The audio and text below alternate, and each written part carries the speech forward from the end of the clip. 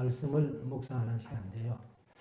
오전에 베드로전서 4장 말씀을 드렸고 오후 시간 이제 베드로전서 5장 말씀을 드림으로 베드로전서가 끝나고 다음 주일부터는 베드로후서 마치고 나면은 요한 1, 2, 3서, 유다서, 요한계시록 이렇게 하면은 끝이 납니다. 아마 제가 이제 연말까지는 요한계시록까지 마치겠다 싶은 생각을 했는데 조금 올 연말까지는 못하겠고 요한계시록이 또 이제 22장까지 있으니까 아마 내년에도 한 석 달, 넉 달 아마 이렇게 갈 것 같습니다.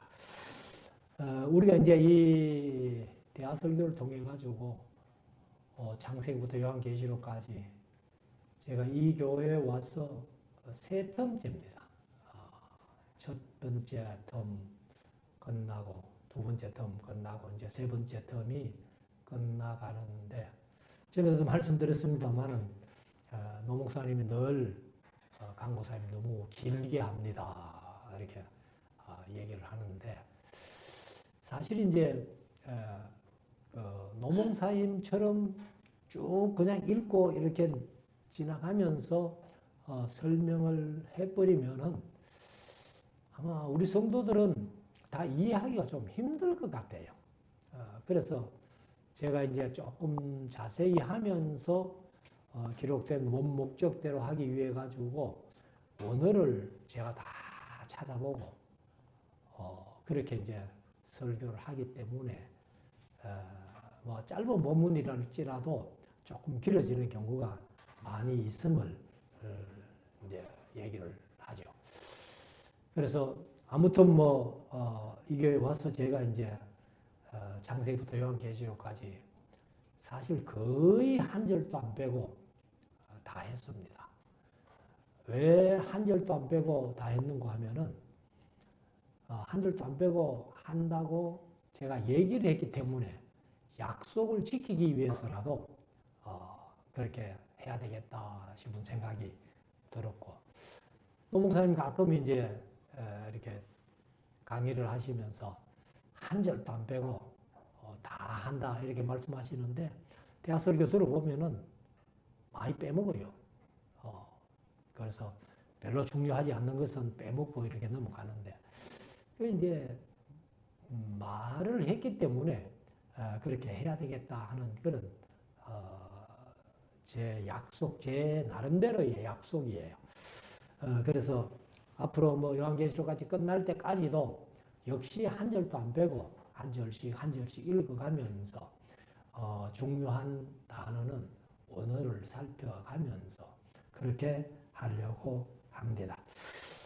오전 시간에 우리가 이제 갑옷을 삼으라 하는 그런 제목으로 이렇게 말씀을 드렸고 오늘 오후 시간에는 이제 오늘 본문 속에 보면은 1절에 그리스도의 고난의 증인이요 이렇게 베드로가 얘기를 했습니다.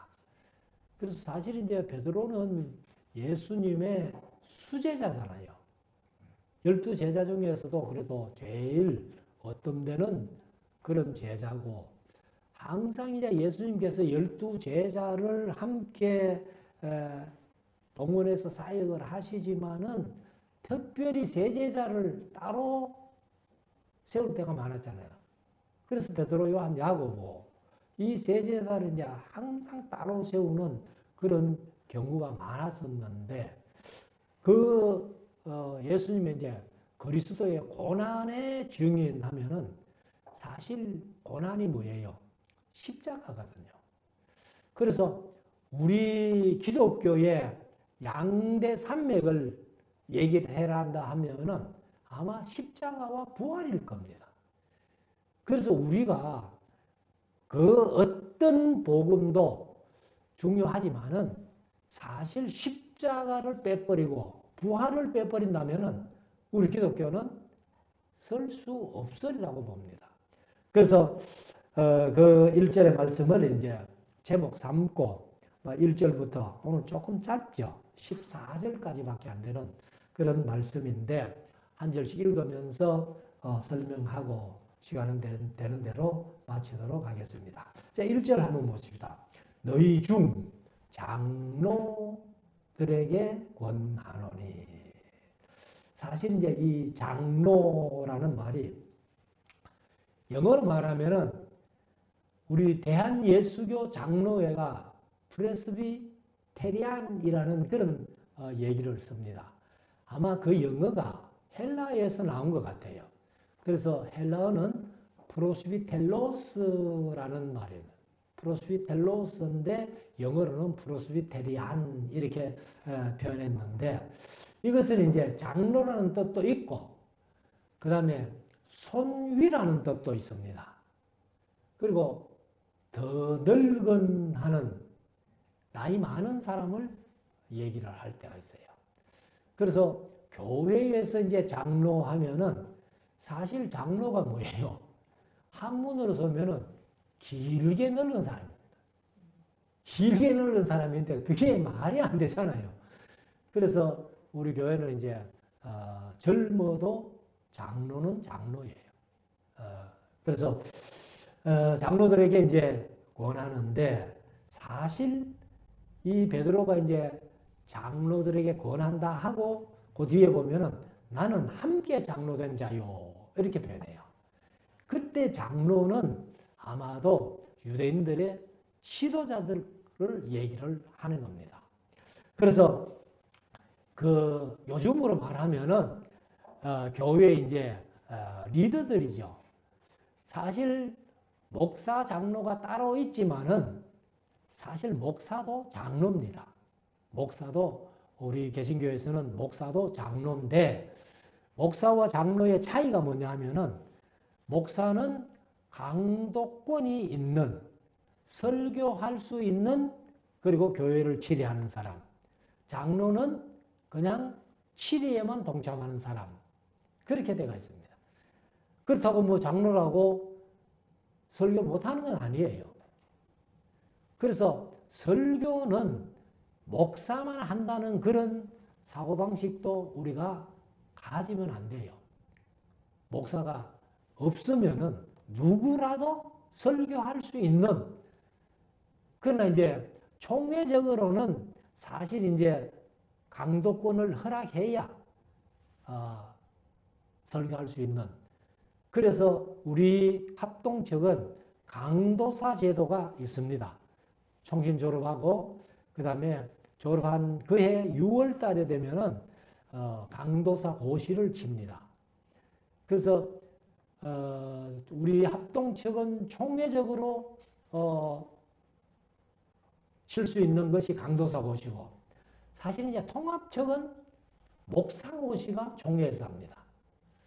그래서 목사 고시가 어렵고 우리 합동측은 이제 강도사 고시가 어려운데 강도사를 고시를 마치고 나면은 강도사 인허를 합니다.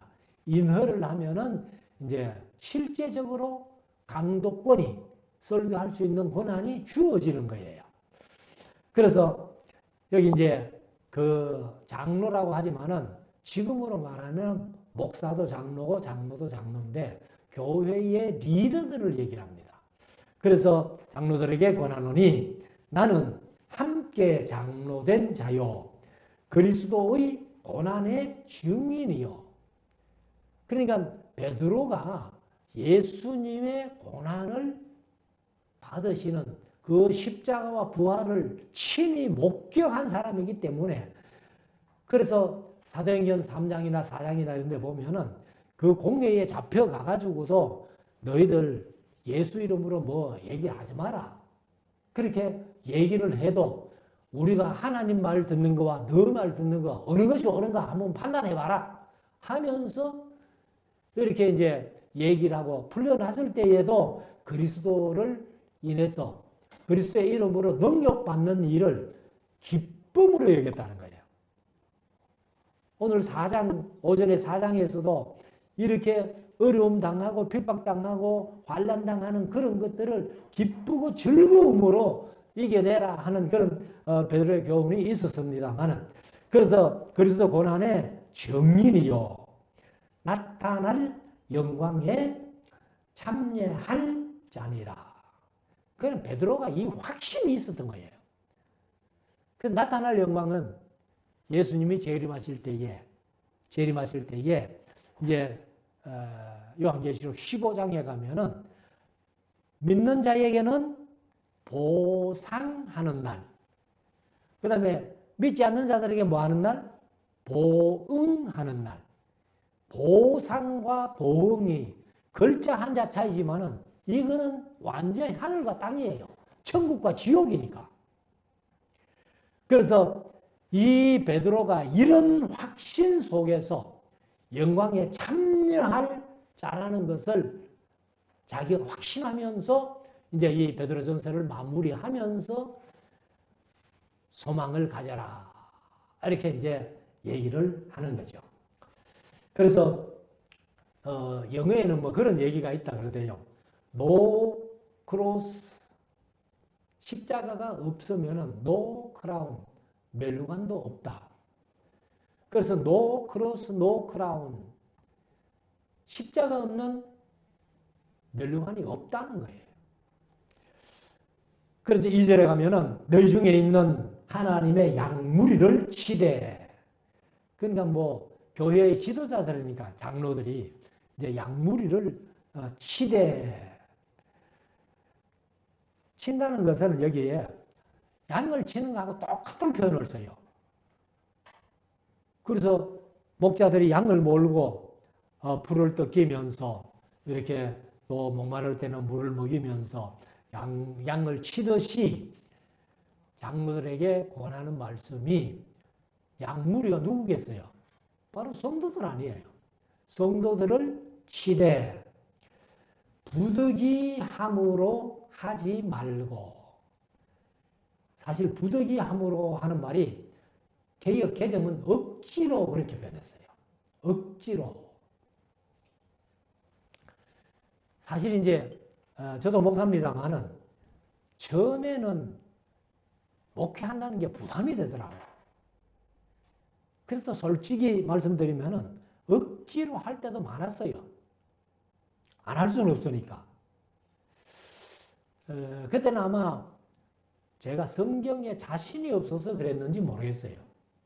그러나 지금은 이제 뭐 노목사님도 가끔 그런 말씀을 하십니다만은 뭐 그럴 일은 없지요. 다시 태어난다 해도 이렇게 해도 그거 할 텐데 노목사님 꼭 500번 다시 태어나도 나는 이 일 하겠다. 이렇게 말씀하죠. 그래서 제가 이제 그 흉내를 좀 내봅니다. 저도 뭐 500번 태어날 일도 없지만은 다시 태어난다 할지라도 이 일을 하겠다는 거예요. 이 일이 가장 보람 있는 일이기 때문에. 그래서 저는 뭐 개인적으로 제 마음속에 어디 가서든지 간에 성경 가르치고 전하는 일은 그게 좋아요. 그래서 뭐 제가 외국을 이제 다른 친구들한테도 그런 얘기를 합니다. 우리 교회 같이 작은 교회를 심호하는 목사가 1년에 그래도 뭐 한 대여섯 번씩 이상 외국으로 나간다는 게 그게 쉽지 않잖아. 그런데 제가 여태까지 그렇게 해왔거든요. 그래서 외국으로 가서 뭐 성경 가르치고 말씀 전하고 하는 것이 육체적으로는 쉬운 일이 아니에요. 그렇지만은 저는 항상 기쁨으로 즐거움으로 그렇게 했다고 고백할 수 있습니다. 그래서 지금도 뭐 나이가 들었지만은 그래도 성경을 가르치고 전하는 일은 앞으로 계속 해야 되지 않겠나 하는 그런 바람을 갖고 있습니다. 그래서 양무리를 치되 부득이함으로 억지로 하지 말고 즐거운 걸 하라 그 말이죠. 그래서 오직 하는 것은 오직은 다른 길은 없다 그 말이죠. 하나님의 뜻을 따라 뜻을 조차가 이제 우리가 잘못 발언하면은 쫓아라고 그렇게 보내요. 쫓아하면 쫓아내는 거하고 쫓는 것하고는 전혀 내용이 다르다. 쫓아내는 건 밖으로 밀어내는 게 쫓아내는 기고 쫓는 것은 따라가는 거예요. 그래서 뜻을 조차 지우 자원함으로 하며 억지로 하지 말고 즐거운 마음으로 자원해서 그렇게 하라는 거예요. 그리고 더러운 일을 위하여 하지 말고 즐거운 뜻으로 하며 사실 목사 중에서도 더러운 일 그거를 위해서 일하는 사람도 많이 있는 겁니다. 목사는 직업이 아니잖아요. 사실 무슨 절을 낼 때 직업 하면은 목사라고 씁니다만은 목사는 직업이 아니에요. 그래서 직업이라면은 당연히 이제 월급을 받고 그렇게 일하는 거지만은 목사는 저도 이 교회에서 생활을 받고 있습니다만 목사는 월급이 아니에요. 교회가 월급은 없습니다. 그래서 반드시 교회에서 저를 위해서 지출되는 것은 생활비라고 합니다. 생활비고 그리고 전도사님 계십니다만은 전도사님은 생활비라고 표현을 못해요. 왜? 생활비는 생활 제대로 줘야 되는데. 그래서 전도사님은 생활비라고 안 붙이고 사례라고 붙여요. 그 사례하는 거예요. 그래서 우리가 이제 지출 항목에도 목사는 생활비, 전도사님은 사례 이렇게 바꿔놓은 겁니다. 그래서 더러운 일을 위하여 하는 사람도 많다는 거예요. 교회 안에지만은 총회적으로, 노회적으로 돈 좀 생긴다면은 목사들이 그냥 줄을 서가지고 따라가는 그런 경우도 많이 있더라고요. 그래서 자원함으로 하며 더러운 일을 위하여 하지 말고 즐거운 뜻으로 해라. 항상 마음의 기쁨으로 해라. 그래서 제가 이제 말씀드린 대로 말씀 전하고 가르치는 일은 여간 힘들어도 저는 아주 기쁜 마음으로 즐거운 마음으로 합니다. 지금 3절 맡기운 자들에게 주장하는 자세를 하지 말고 내가 목사인데 내가 장로인데 그렇게 하지 말아라. 주장할 분은 교회 안에서는 누구밖에 없어요? 주인밖에 없어요. 교회의 주인은 예수님이에요. 그래서 에베소서의 주제가 교회의 그리스도의 몸된 교회, 골로새의 주제가 교회의 머리 되신 그리스도. 그러니까 주장하실 분은 주인 되시는 예수님밖에 없다. 그 교회의 주인이 장로입니까? 목사입니까? 아니에요. 목사도 주인이 아니고 장로도 주인이 아니고 어떤 교회는 또 권사님들이 힘이 있어가지고 막 교회를 좌지우지하는 그런 권사님들이 또 있어요. 절대 어느 누구도 교회의 주인은 될 수 없습니다. 예수님만 주인이에요. 그러니까 주장하는 자세는 아예 없어야 된다.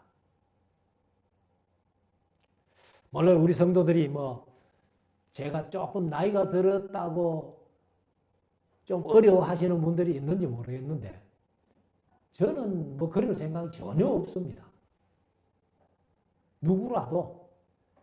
근데 제가 사실 이 경상도 오리지널이라서 그런지는 몰라도 말을 함부로 잘 안 하기 때문에 이렇게 좀 부담을 가지는 분들이 있습니다만은 그래서 저는 절대로 교회에서 주장하는 자세로 일하지는 않겠다. 그리고 오직 하고서는 입에 이 일밖에 없다 그 말이죠. 그 양무리의 폼이 되라. 그래서 고린도전서 11장 1절에 보면은 바울이 얘기를 하잖아요. 내가 그리스도를 본받는 자 된 것 같이 너희는 나를 본받아라 이렇게 하는데 뭐 저는 솔직히 그럴 자신은 없어요. 우리 온 성도들이 나를 본받으십시오. 이런 얘기는 하기가 힘들지만은 그래도 제 개인적으로는 그렇게 살려고 애는 씁니다. 그래서 장로된 사람들은 교회를 섬기는 기본 자세가 억지로 하지 말고 주장하는 자세로 하지 말고 양무리의 본이 되도록 해라. 4절 그리하면 목자장이 나타나실 때 목자장은 누구예요? 예수님이에요. 그 나타나실 때에 하면은 역시 예수님이 재림하실 때 그 말입니다. 시들지 아니하는 영광의 면류관을 얻으리라. 사실 이제 여기는 면류관이라고 그렇게 번역을 했습니다만은 개정은 그냥 관을 시들지 않은 관을 얻으리라. 옛날 올림픽 할 때는 화관, 올리브 잎으로 이렇게 한 화관. 그리고 이제 왕들이 서는 것은 뭐 금을 해서 하니까 그게 뭐 면류관이 될는지는 모르겠습니다만은 이렇게 예수님께서 재림하실 때에 양무리의 본이 되고 주장하는 자세를 하지 아니하고 자원해서 기쁨으로 즐거움으로 양떼들을 먹였다면은 시들지 않는 면류관, 시들지 않는 관을 얻으리라. 이렇게 말씀을 합니다. 그래서 예수님이 바로 목자장이니까 목자의 이 모델 아니에요.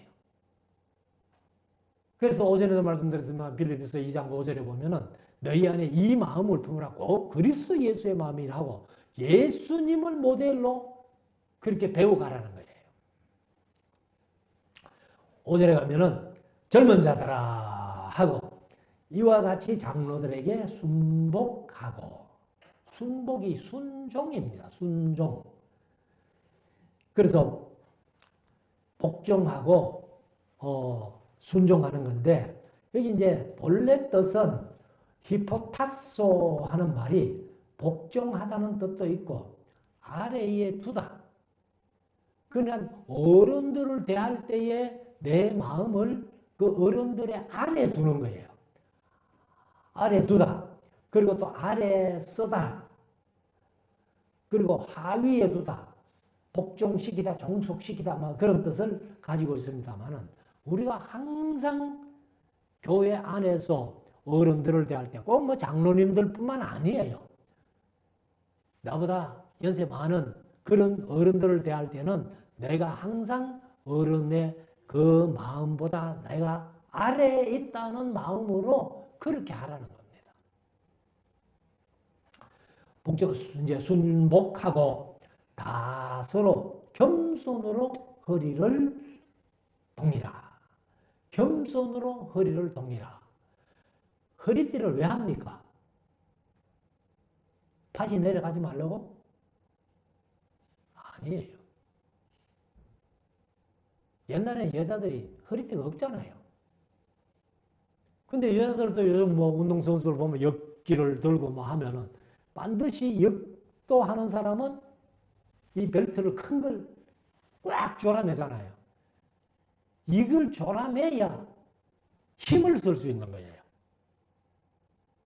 그 남자들이 허리띠를 하는 것은 기본적으로는 바지 내려가지 말라고 하는 경우도 있지만 사실은 힘을 쓰기 위해서 하는 거예요.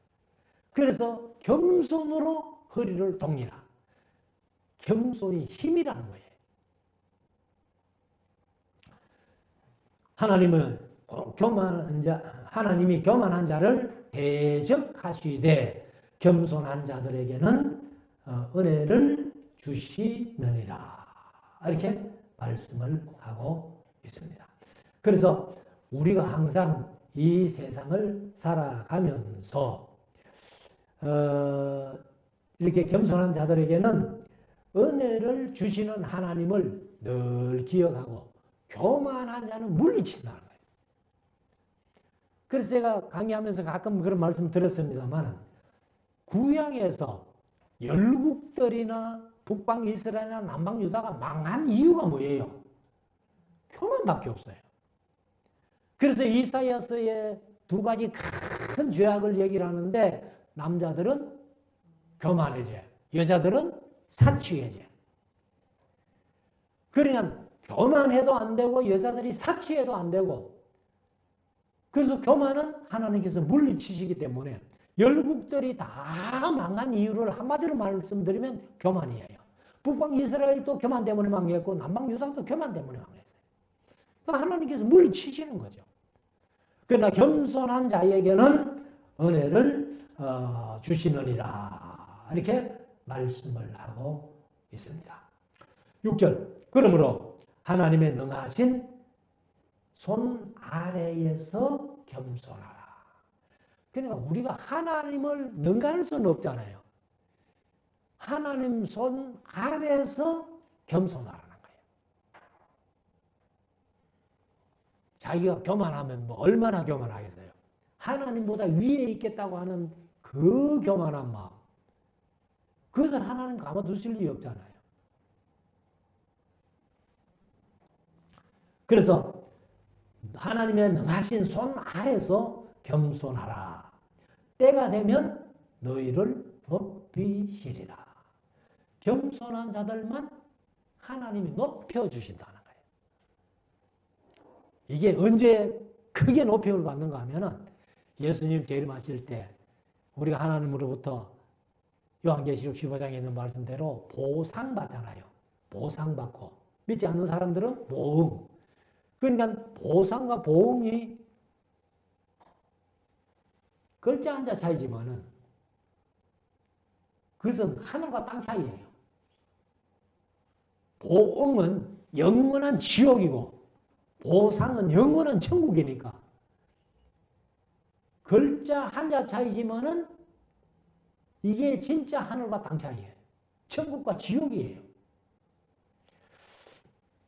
그래서 하나님이 그때 보상을 하시면서 우리들을 얼마나 높여주시는지 우리가 참 기대해도 될 겁니다. 자, 7절. 너희 염려를 다 주께 맡겨버리라. 이렇게 말씀하셨는데 사실 인간이 세상 살면서 염려가 이 말씀을 보면 있다 말입니까? 없다 말입니까? 있다는 얘기예요. 있는 걸 전제로 하기 때문에 맡기라 그러잖아요.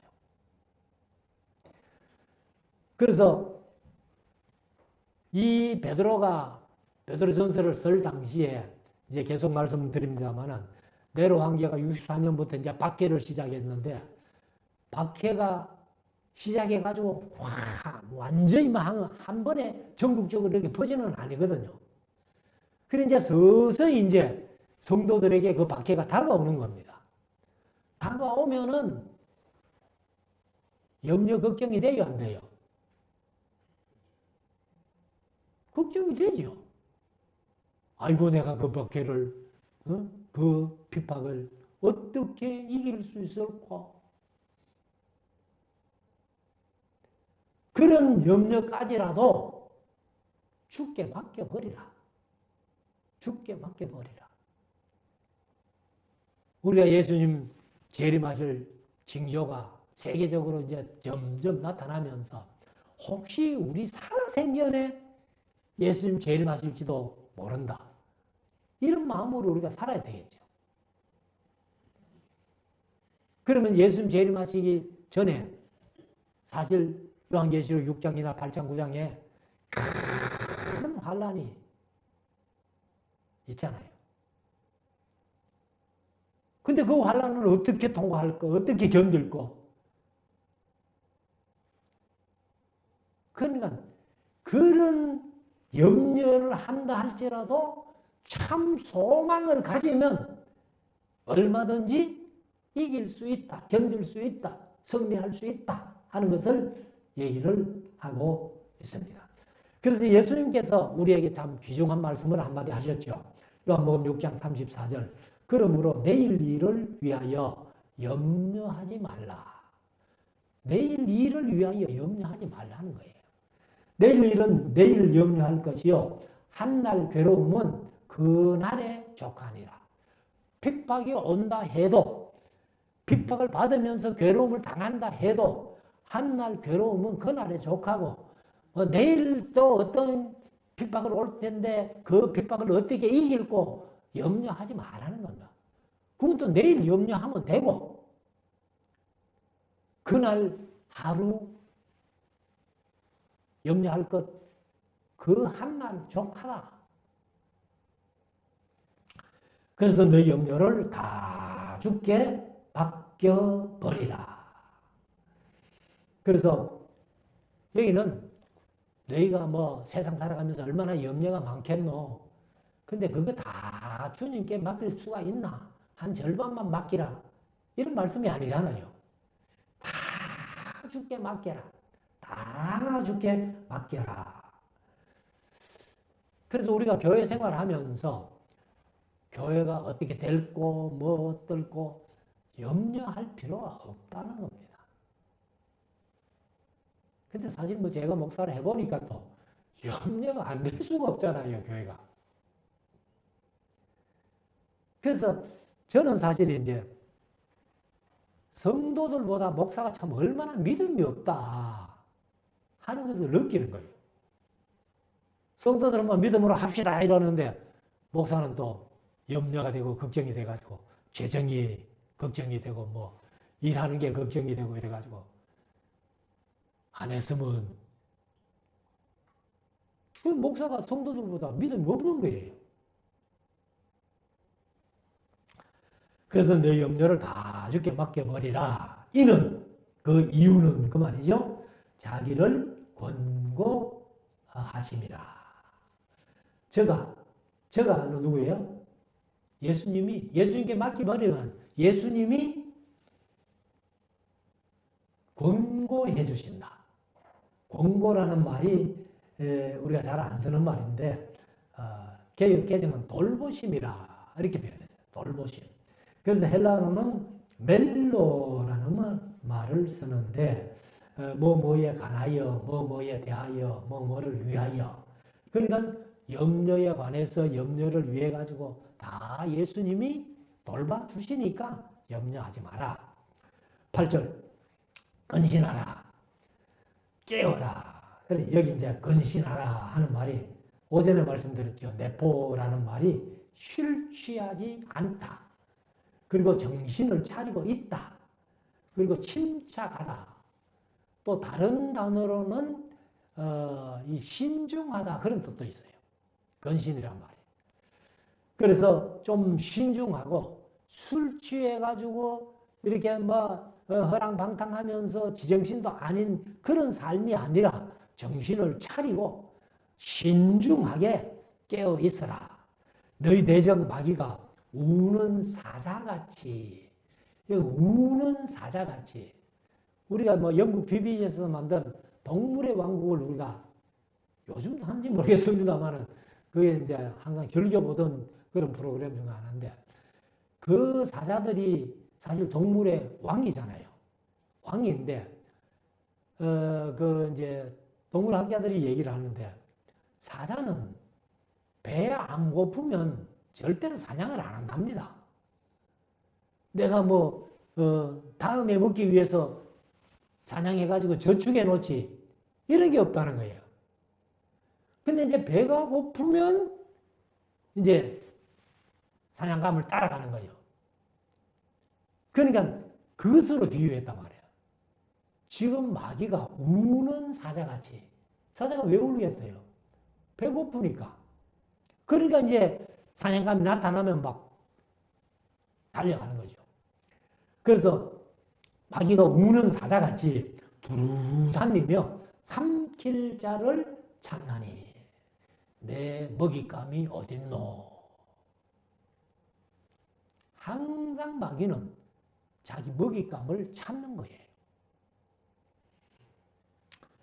그래서 9절에 가면은 너희 믿음을 굳게 하여 저를 대적하라. 저가 누구요? 마귀를 대적하라. 그래서 마귀를 대적하는 방법은 오전에도 말씀드렸습니다만 에베소서 6장에 있는 말씀대로 일단 전신갑주를 입어야 돼요. 그리고 이제 공격 무기는 오직 하나, 성령의 검, 곧 말씀이라고 말합니다. 그래서 마귀를 우리가 말씀으로 대적할 수 있는 거예요. 그래서 마태복음 4장, 누가복음 4장에 보면은 예수님께서 마귀에게 시험 당하실 때에 능력으로도 얼마든지 예수님 이길 수 있죠. 근데 왜 말씀만 해가지고 마귀를 물리쳤을까? 오고 오는 세대에 교회가 세워지고 성도들이 마귀를 어떻게 이기는지를 예수님이 모범으로 보여주신 거예요. 그래서 우리가 말씀이 신앙생활 속에 전부입니다. 저는 그렇게 봐요.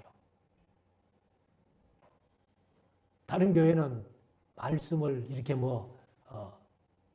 설교는 하지만은 지금 예수님 재림하시기 전에 가장 크게 일어날 징조 중에 하나가 데살로니가 후서 2장에 보면은 배도하는 일이에요. 배도. 그러니까 말씀을 배반한다는 거예요. 도는 길도자를 씁니다만은 그게 말씀이에요.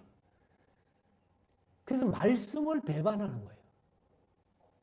그러니까 교회마다 성경 공부 하는 데가 별로 없습니다. 더군다나 대하설교 창세기부터 계시록까지 한 절도 안 빼고 천만의 말씀. 우리 한국교회는 그래서 노후호 목사님 영향으로 지금 대하설교 하는 교회가 많이 있어요. 그런데 대하설교 할 후임을 구하려니까 없어요.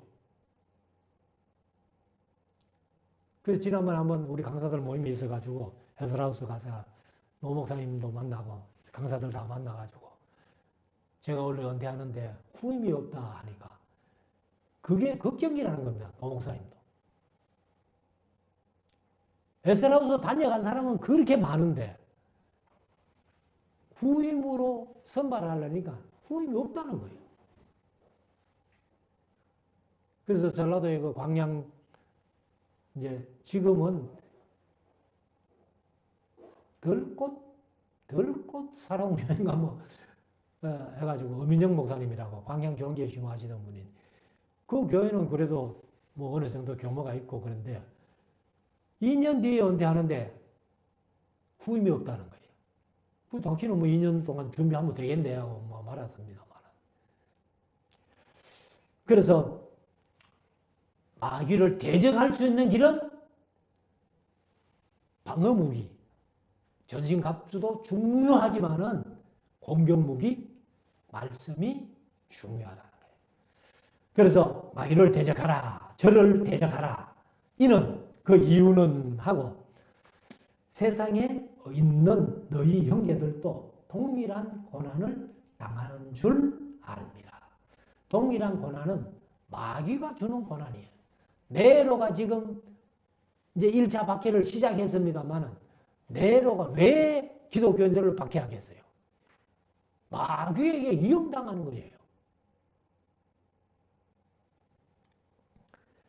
그래서 혼자만 당하는 게 아니고 너희만 당하는 게 아니고 동일한 고난을 당하는 줄 알미니라.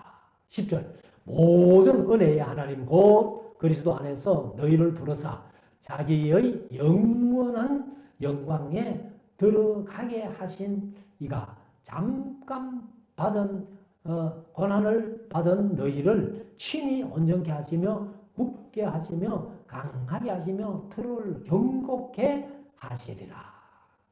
그러면 모든 은혜의 하나님 곧 이제 은혜를 어떤 은혜를 주시는가 하면 그리스도 안에서 너희를 부르사 자기의 영원한 영광에 들어가게 하신 이 그러니까 영원한 천국으로 우리를 인도하시는 하나님 그분이 우리가 잠깐 고난을 받을 때에 그때 하나님이 친히 온전케 하시며 굳게 하시며 강하게 하시며 들을 경고케 하시리라.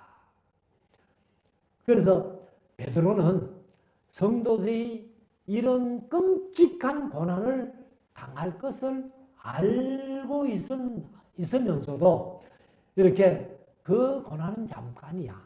잠깐이야. 그리고 고난 받다가 순교할 수도 있잖아요. 죽을 수도 있잖아요. 죽으면 영원한 천국이니까. 그러니까 염려를 다 주께 맡겨버리고 하나님이 너희를 강하게 하시고 온전케 하시고 굳게 하시고 들을 경고케 해 주실 것이기 때문에 겁내지 마라. 염려하지 마라. 자, 11절. 권력이 세세 무궁토록 그에게 있을지어다. 아멘. 이게 이제 영원한 하나님이 우리와 함께 계시고 우리를 온전케 하시고 또 굳게 하시고 강하게 하시고 그를 경고케 해주실 그분을 향해서 그분은 세세 무궁토록 영원한 권력을 가지고 계신 분이기 때문에 우리가 고난받을 때에 충분히 우리를 이기게 하실 수 있다 하는 것을 말씀을 합니다. 그리고 이제 12절에 가면은 이제 결론을 맺지요. 내가 신실한 형제로 아는 실루아노로 말미암아. 실루아노가 누구요? 신라예요. 신라. 그래서 2차 전도행 때 같이 갔던 바울과 같이 갔던 신라가 다른 이름으로 또 실루아노라고 그렇게 표현합니다. 그래서 실루아노로 말미암아 너희에게 간단히 서서 권하고. 참 이 사람들 표현이 그렇죠. 히브리서 10석장이나 써놓고 간단히 썼고 베드로전서 5장이나 써놓고 간단히 썼대. 그래서 서서 권하고 이것이 하나님의 참된 은혜임을 증거하노니. 내가 쓴 베드로전서 전체가 하나님의 은혜임을 증거하노니 너희는 이 은혜에 굳게 서라. 이 은혜는 바로 참 소망을 얘기를 하면서 이 참 소망을 가지고 흔들리지 말고 패하지 말고 마귀를 대적해서 승리해라.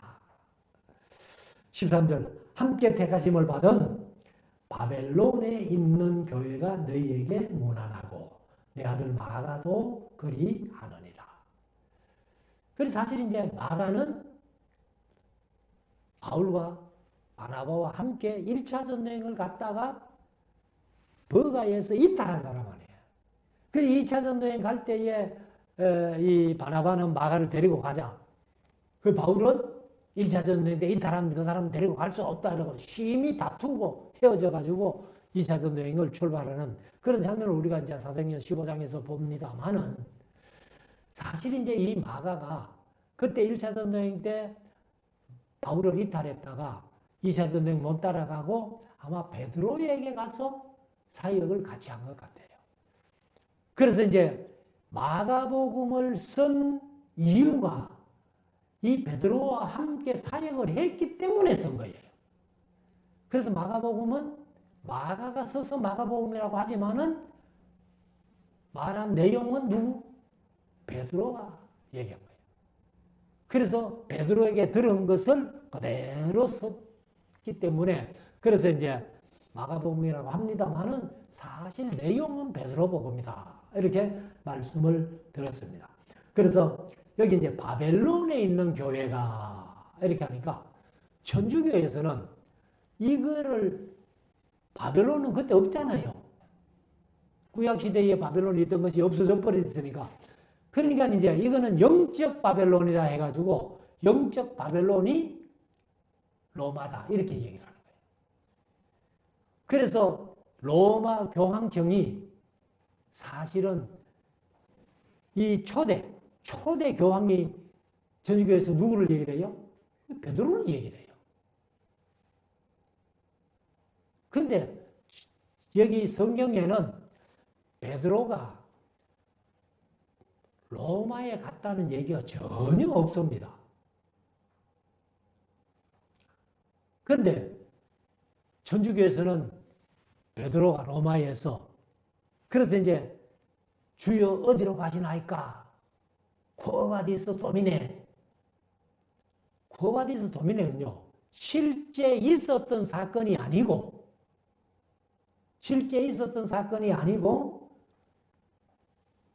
폴란드 소설입니다. 소설.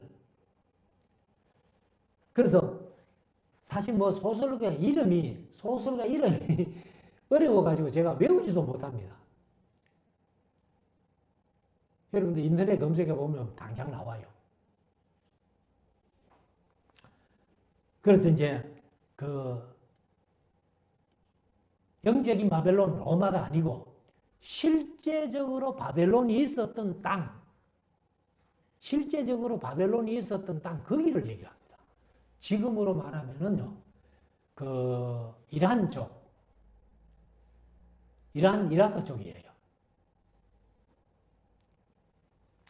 그래서 바벨론에 있는 교회가 너희에게 문안하고 내 아들 마가도 하는 이 마가가 바로 바울을 떠나서 2차 전쟁에 못 가고 베드로와 함께 사역하면서 이제 로마에 갔을 때에 로마의 성도들이 베드로가 전한 복음을 우리가 듣고 싶소 했을 때에 마가가 기록한 그 마가복음이 베드로가 전한 복음입니다. 이렇게 해서 이제 14절에 가면은 결론적으로 너희는 사랑에 입맞춤으로 피차 문안하라. 사실 이제 이 바벨론에 있는 교회들 마가도 문안하고 실로아도도 아마 그때 함께 있었던 것 같아요. 그래가지고 실로아노도 문안하고 그런데 함께 입맞춤으로 그렇게 문안하라는 겁니다. 그리고 그리스도 안에 있는 너희 모든 이에게 평강이 있을지어다 하고 마무리 인사를 하고 여기 이제 스테판본에는 항상 끝에 모든 서신의 끝에가 한마디 더 있습니다. 그래서 바울 서신도 마찬가지고 여기 일반 서신도 마지막에는 꼭 아멘을 붙여요. 아멘 해놓고 베드로의 개괄적인 첫째 서신 이렇게 마지막에 써놨습니다. 그래서 베드로전서를 우리가 살펴봤고 그 다음에 이제 다음 주부터는 베드로후서 3장밖에 없으니까 오전 오후 그 다음 주일날 하면은 끝나고 그 다음에 이제 요한 1서로 가서 우리가 한번 요한계시록까지 이렇게 마무리를 하겠습니다. 그래서 이 베드로가 사실 이제 베드로 전서를 쓸 때에는 핍박이 옹으로 말미암아서 참 소망을 가지고 핍박을 이겨라라고 썼는데 아마 베드로가 생각할 때 자기의 순교할 날이 점점 다가옴을 느낀 거예요. 그래서 이렇게 이제 그 핍박 속에 박해 속에서도 이기고 승리해라라고 쓰고 그리고 이제 조금 있어도 자기가 아직 순교가 안 된 거예요. 그러니까 그러면 한번 더 써야 되겠네 하고 시간이 좀 있으니까 베드로후서를 썼지 않겠나 이렇게 봅니다. 그래서 우리가 이제 이 베드로전서는 참 소망에 대해서 얘기한 것을 우리가 5장까지 묵상을 했습니다. 그래서 우리가 항상 이 세상 살아가면서 이 말씀 붙들고 우리도 어떠한 핍박과 박해 속에서라도 환난 속에서라도 꼭 믿음으로 승리하는 우리 모두가 될 수 있기를 주의 이름으로 축원합니다. 기도드리겠습니다. 주님 감사합니다. 이 시간 저희들이 하나님의 귀한 말씀 오늘 베드로전서 5장 말씀을 우리가 함께 마무리를 지었습니다. 하나님 아버지 참 소망이 무엇인가를 말씀하면서 이 소망 붙들고 어떠한 박해, 핍박, 환난 속에서도 마귀를 대적해서 승리하라고 고면한 이 말씀을 우리가 굳게 붙들고 이 세상 살아가는 모든 삶 속에 우리도 승리할 수 있는 모두가 되게 해 주시옵소서. 감사하고 예수님 걸어가신 이름으로 기도드리옵나이다. 아멘. 247장 1절만 부릅시다.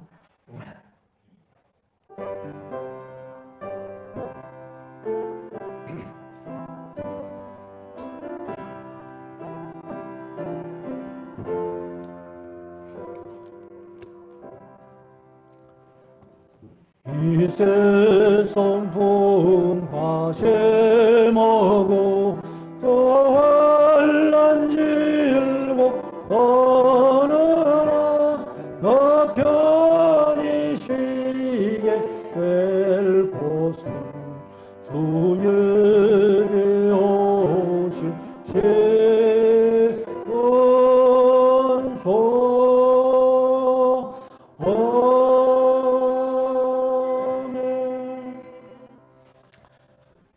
지금도 우리 구주 예수 그리스도의 무한하신 은혜와 우리 하나님 아버지의 크고 놀라우신 사랑하심과 성령님의 감동, 감화, 위로 역사 충만 교통하시는 은사가 참 소망을 붙들고 어떠한 핍박과 환난과 고난 속에서도 승리하기 소원하는 우리 모든 성도들 머리 위에 가정 위에 하시는 일들 위에 이 나라의 민족 위에 우리 말씀 사랑 교회의 앞날에 지금부터 영원토록 항상 함께 있을지어다. 아멘.